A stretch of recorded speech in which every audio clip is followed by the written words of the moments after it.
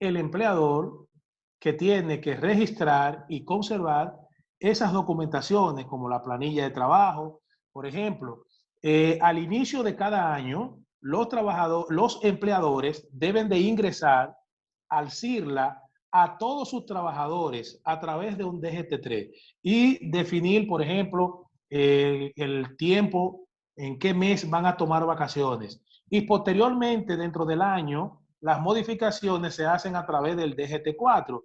Es decir, que en caso de litis, el trabajador está exento de probar lo que tenga que ver con esas documentaciones. Por ejemplo, cuando se inscribe a un trabajador en el SILA del Ministerio de Trabajo, debe de especificarse en el formulario, ya sea en el DGT3 o en el DGT4, cuál es la función que desempeña ese trabajador, cuál es el salario y cuándo, en qué fecha entró a laborar. En caso de que el empleador no haya registrado eso, no haya registrado al trabajador en el SILA del Ministerio de Trabajo y posteriormente haya discrepancia con relación al tiempo, al inicio del contrato de trabajo, supongamos el trabajador diga que tiene 5 años laborando y la empresa diga que tiene 1, que tiene 2 y hay discrepancia, esa carga de esa prueba le corresponde a la empresa probarla, precisamente por lo que establece el artículo 16, le corresponde a la empresa. Si la empresa no la prueba, no prueba de que ciertamente no es el tiempo que alega el trabajador, entonces es lo que se conoce como la carga dinámica de la prueba y el trabajador va a ser favorecido. El tribunal va a coger el tiempo que el trabajador ha establecido. En este caso, para el ejemplo que hicimos, de 5 años. Por eso es que los empleadores deben de inscribir, llevar su registro en el SILA todos los años a través del DGT3, o si en el transcurso del año ingresa un trabajador o hay que hacerle modificaciones, hacerlo a través del DGT4. La próxima, por favor.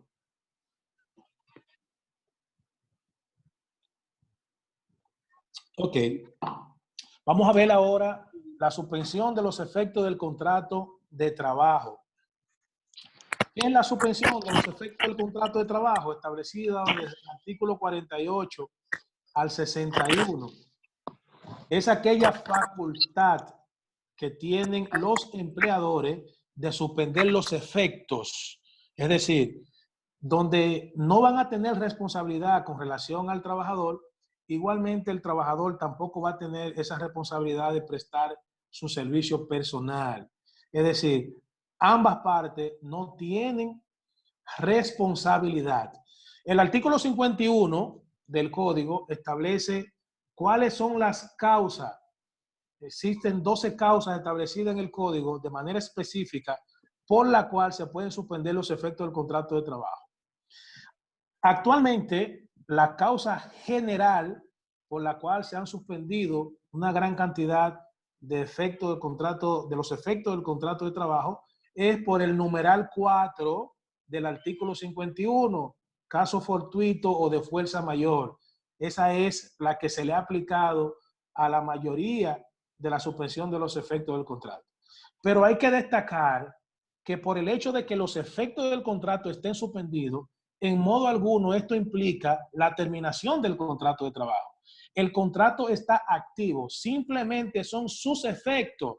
Es decir, que no hay responsabilidad recíproca entre trabajador y empleador.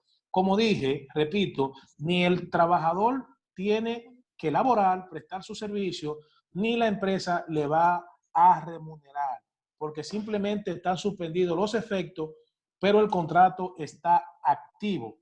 Una vez cese la situación por la cual o que ha causado la suspensión de los efectos del contrato de trabajo, automáticamente los trabajadores deben de ingresar nuevamente.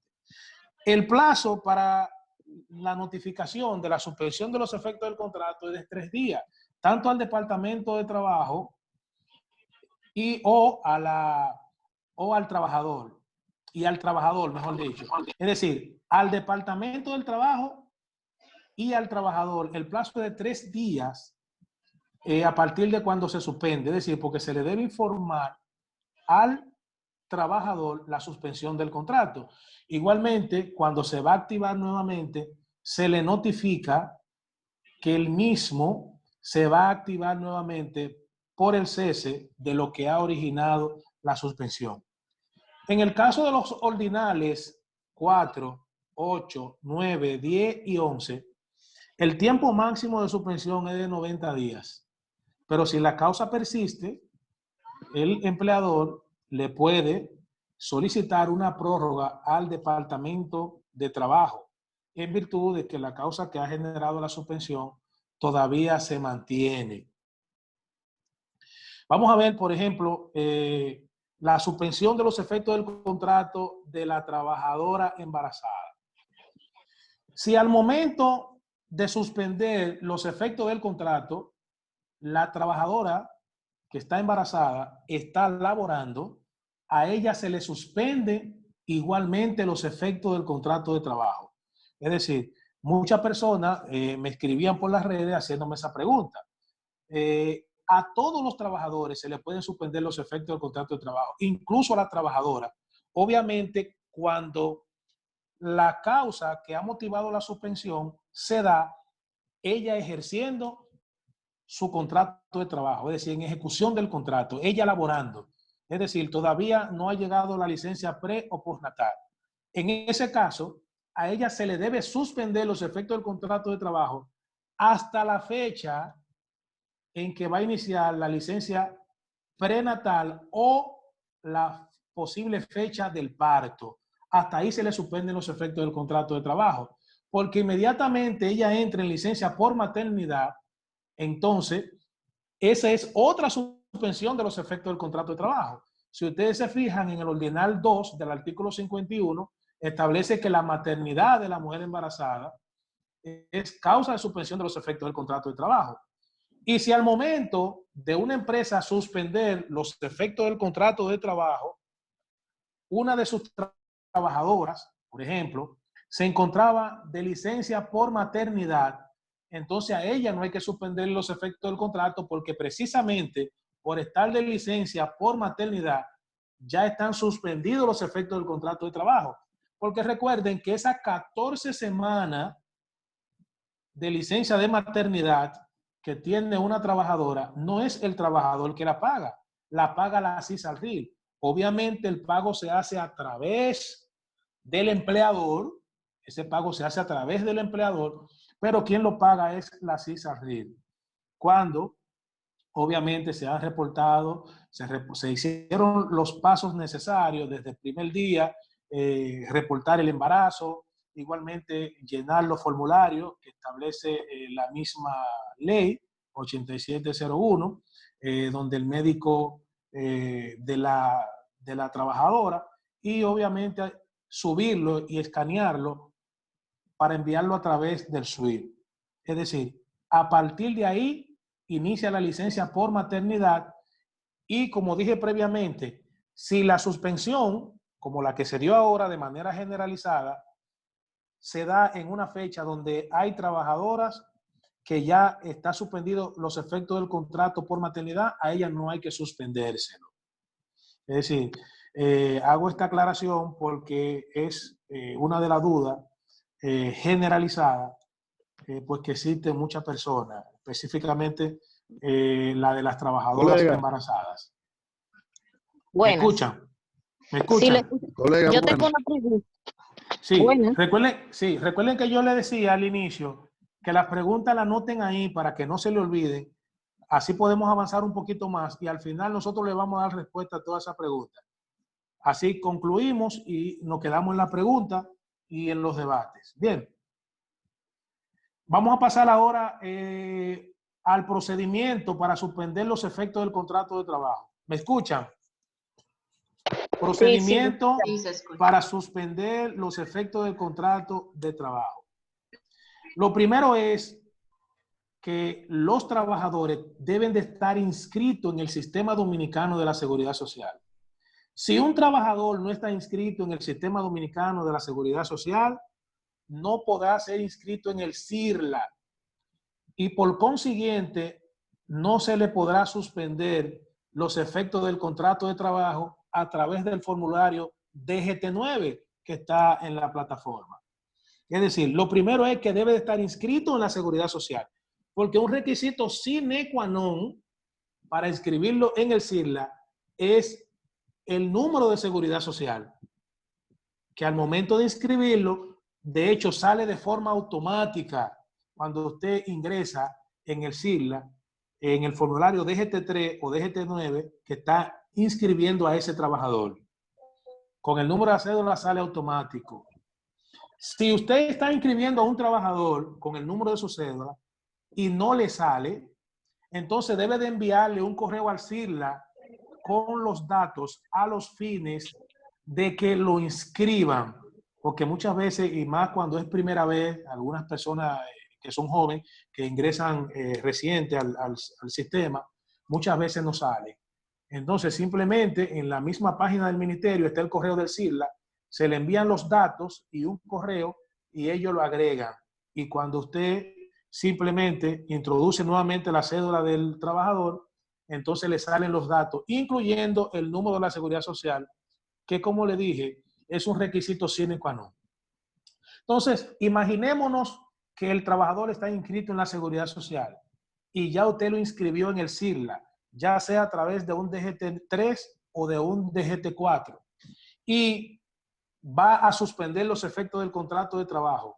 Cuando usted entra al SIRLA, que por lo regular se entra, usted debe de registrarse, las empresas se tienen que registrar con su RNC, si es una persona física con su cédula, porque recuerden que el RNC de la persona física es la cédula. Entonces, si es persona física con el número de su cédula y una contraseña, se va a registrar en el SIRLA. Inmediatamente se registre, entonces va a proceder a registrar a sus trabajadores. Como le dije, DGT3 o DGT4. El DGT3 a principio de año, si no lo ha cerrado, va a estar abierto. Y el DGT4 para hacer modificaciones, ya sea entrada o salida o alguna modificación, el DGT4. Una vez inscritos los trabajadores ahí en el SIRLA del Ministerio de Trabajo y usted lo va a suspender, simplemente donde están los formularios, porque todo es bien sencillo ahí adentro, donde están los formularios, dirigirse al DGT9. El DGT9 le va a permitir a usted suspender los efectos del contrato de trabajo. Usted va al formulario DGT9, busca al trabajador o a los trabajadores que usted va a suspender y usted va a seguir los pasos. Va a colocar el tiempo por el cual usted va a suspender los efectos del contrato de trabajo y la causa de dicha suspensión. Luego usted lo va a enviar y va a procesar la planilla. Y el acuse de recibo que inmediatamente se genera, usted lo puede imprimir o simplemente guardar. Ya con esto están suspendidos los efectos del contrato de trabajo. Podemos pasar a la próxima. Ok, vamos a hablar ahora sobre el Fondo de Asistencia Solidaria al Empleado FASE. Como ustedes saben, este ha sido un programa creado por el gobierno a los fines de apoyar, ¿verdad?, de manera transitoria a algunas empresas o sectores económicos precisamente que le ha afectado las medidas que tomó el gobierno producto de la pandemia. Las modalidades es el fase 1 y el fase 2. Hay que destacar que de hecho eso generó muchas confusiones, que cuando el presidente hizo el anuncio, él hablaba... Préstame la mochila mía. Pueden cerrar ese micrófono, por favor. ¿Me escuchan? ¿Me escuchan? Sí, puede hablar. Sí, claro. Cuando el presidente hizo el anuncio sobre el FASE, lo primero es que no existía el fase 1, perdón, no existían esas modalidades de 1 y 2, solamente el FASE. Y fue muy diferente. Es decir, hablaba de un 70-30 y eso generó la confusión. Posteriormente, ellos rectificaron y le hicieron cambios al FASE y de hecho lo publicaron en el portal del Ministerio de Hacienda. hicieron cambios significativos, por la sencilla razón de que el decreto no podía obligar a los empleadores que ya habían suspendido los efectos del contrato de los trabajadores, obligarlos a que le pague una remuneración de un 30% de su salario. ¿Por qué? Porque sencillamente el Código de Trabajo establece que no hay responsabilidad cuando se suspenden los efectos del contrato. Entonces, un decreto no puede jamás, por la jerarquía de las leyes en nuestra legislación, no puede jamás variar una ley.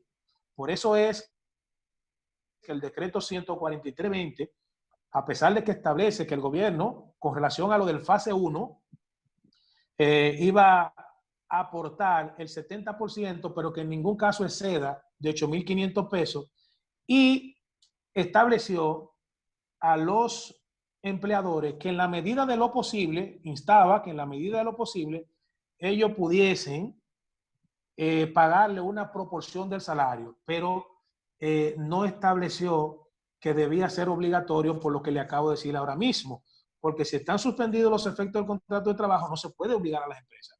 Sí, obviamente, el gobierno lo dejó abierto para el que pueda y lo considere de lugar, puede entonces aportar, pero no tiene un carácter obligatorio.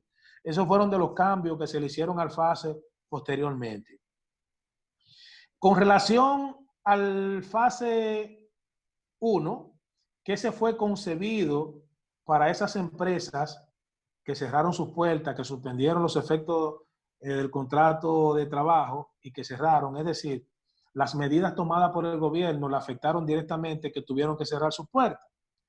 Y el fase 2 fue concebido para aquellas empresas, pequeñas y medianas empresas, esencialmente las MIPYME, que continuaban operando. Pero obviamente hay un listado de sectores económicos o empresas que no califican ni al fase 1 ni al fase 2. Y muchas de esas empresas están operando actualmente. Por ejemplo, vamos a pasar la próxima diapositiva.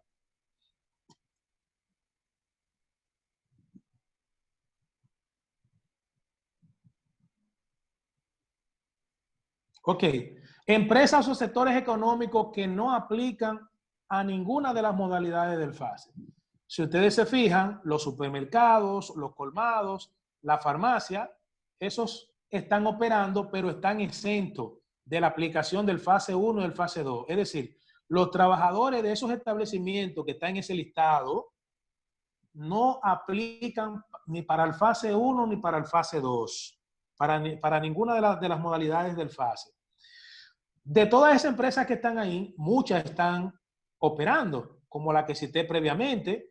Por ejemplo, los multimedios están operando, que son los medios de comunicación, están operando las empresas que tienen que ver, la industria que tienen que ver con los alimentos, entre otras. Hay muchos que no están operando y que no se han beneficiado los trabajadores del FASE.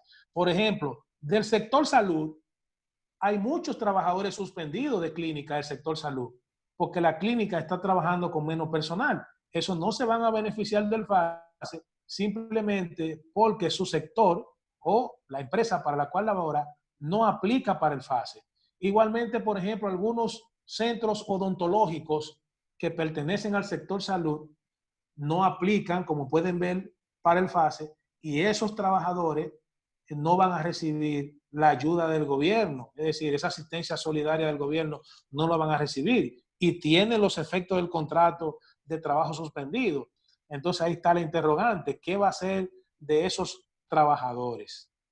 Ahí pueden ver el listado de las empresas o sectores que no aplican al FASE. Pueden pasar a la próxima.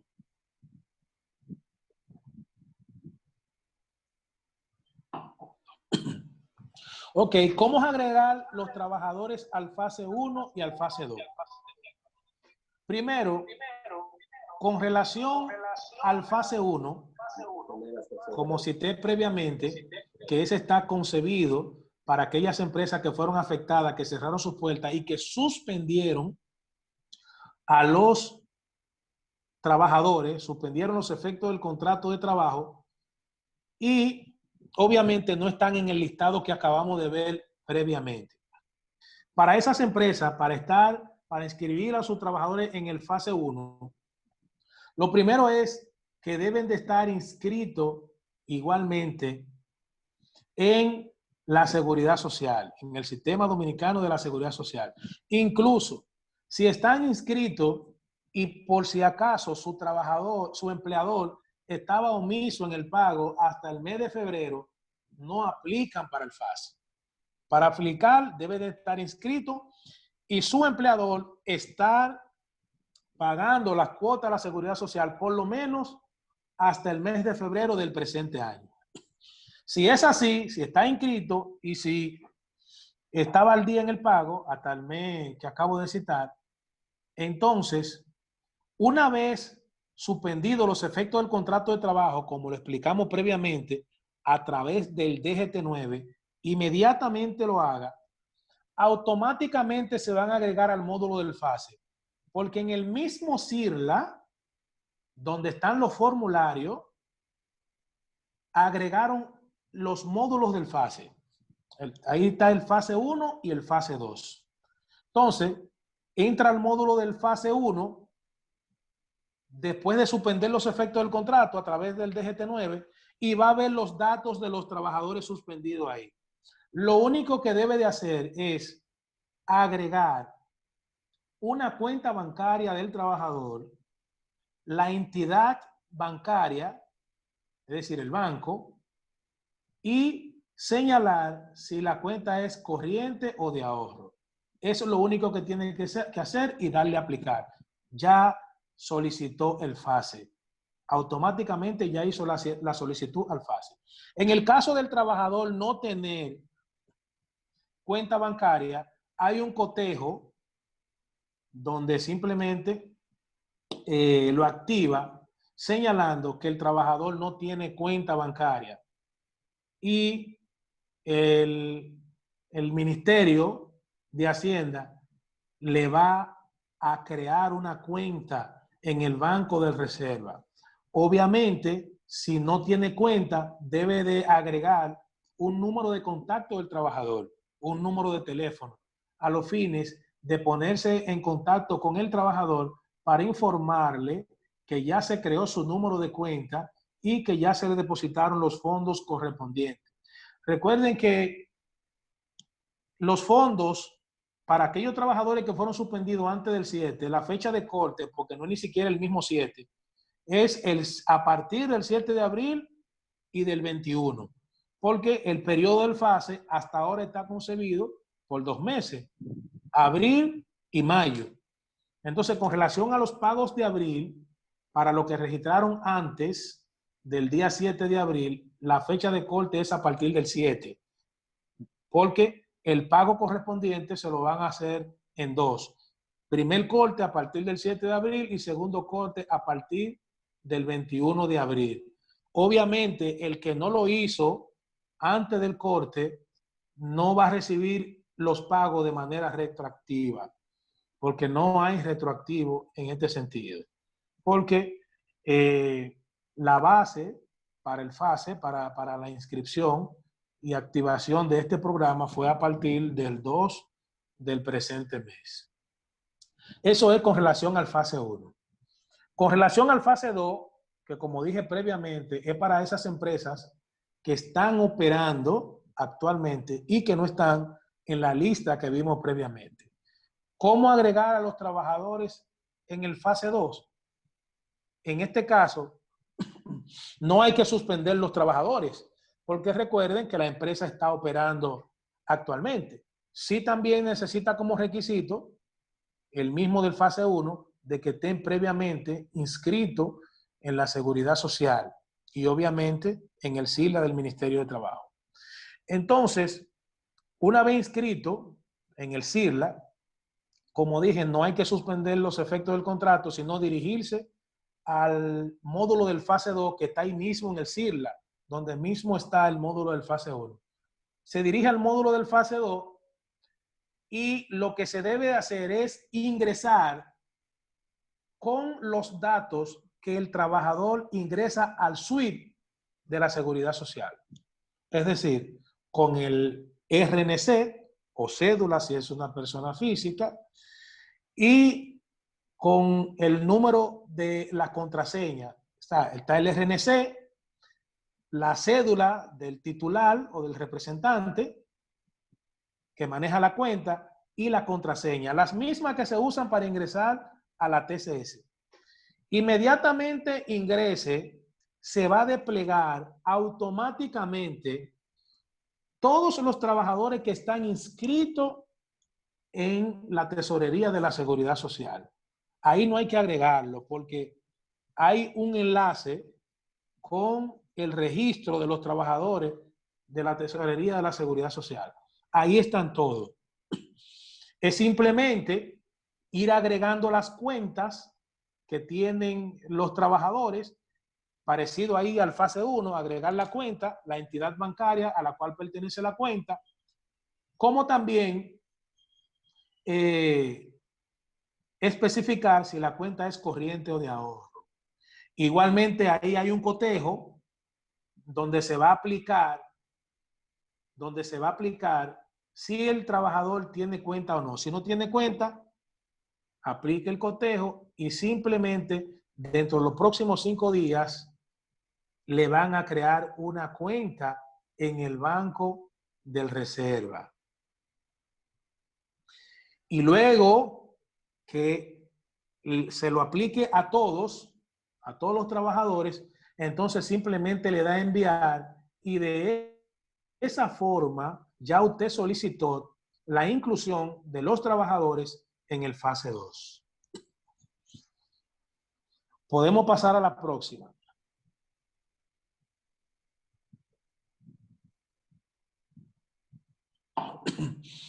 Posteriormente, ¿cómo un trabajador puede saber si fue incluido o no al FASE? Al inicio, eso dio un poco de inconveniente, porque de hecho trabajadores que sí de hecho hubiesen aplicado al FASE, porque se lo notificaban al empleador, en este caso, inmediatamente el trabajador es aprobado, ya sea en el fase 1 o en el fase 2, se lo notifican al empleador.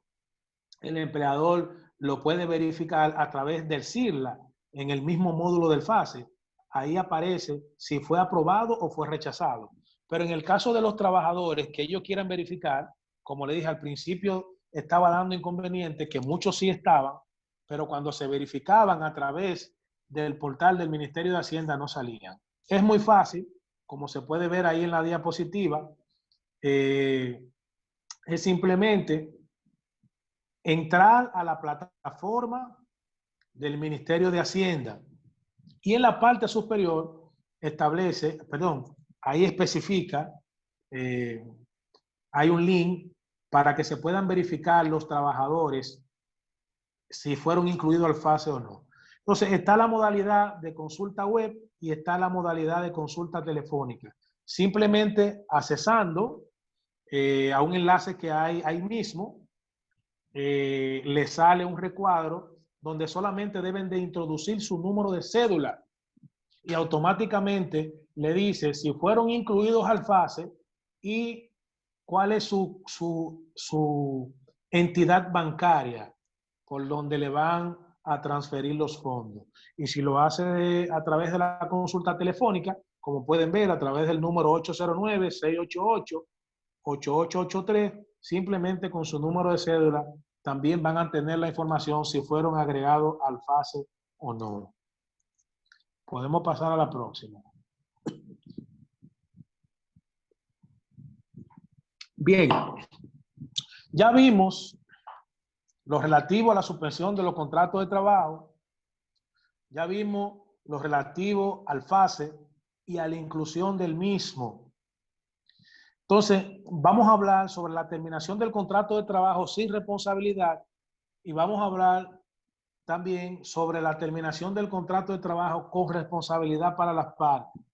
Una de las preguntas que me han hecho muchas personas es que si después que cese la suspensión de los efectos del contrato de trabajo, el empleador lo puede despedir o lo puede desahuciar? Esa ha sido una pregunta que tienen muchas personas. Otras me han preguntado que si con los efectos del contrato suspendido lo pueden despedir o lo pueden desahuciar, porque son dos cosas diferentes. El despido y el desahucio son dos cosas diferentes que lo vamos a ver más adelante. Y ciertamente, aún estando suspendidos los efectos del contrato de trabajo, porque recuérdense que la suspensión de los efectos, como le dije previamente, lo que implica es la responsabilidad de manera recíproca. Ni el trabajador va a laborar, ni el empleador le va a pagar. Eso es todo, por el contrato está activo. Y aún con los efectos del contrato suspendido, déjenme decirle que un trabajador puede dimitir. Eso lo establece la jurisprudencia. La jurisprudencia establece que aún con los efectos del contrato suspendido, el trabajador puede dimitir, pero más adelante vamos a hablar de la dimisión para que tengan una idea con relación a esa figura. Pero igualmente, el empleador puede desahuciar, aún con los efectos del contrato suspendido, a los trabajadores, obviamente, que son objeto del desahucio, porque a los que el trabajador no puede desahuciar es a las embarazadas, a los que son VIH positivos y a las personas que están protegidos por el fuero laboral. A eso no se puede desahuciar de ninguna manera. Pero si no tiene ninguna de esas condiciones, el trabajador en el tiempo que lo desee lo puede desahuciar, aún con los efectos del contrato de trabajo suspendido. Entonces vamos a ver la terminación rápidamente del contrato de trabajo sin responsabilidad, establecida en el artículo 68 del Código de Trabajo. El mutuo consentimiento es una forma de terminación del contrato sin responsabilidad por la ejecución del contrato de trabajo, es decir, una vez se ha ejecutado, también termina sin responsabilidad, o por la imposibilidad de ejecutar el contrato de trabajo. Estas son las causas por las cuales termina sin responsabilidad para las partes. Podemos pasar, por favor, a la próxima diapositiva. Sí, César, perdón. Vamos a hacer lo mismo de nuevo, que ya llegamos al límite de tiempo. Disculpen. No, tranquilo. Entonces voy a cerrar la sesión y vuelven e ingresan con el mismo link. Gracias a todos.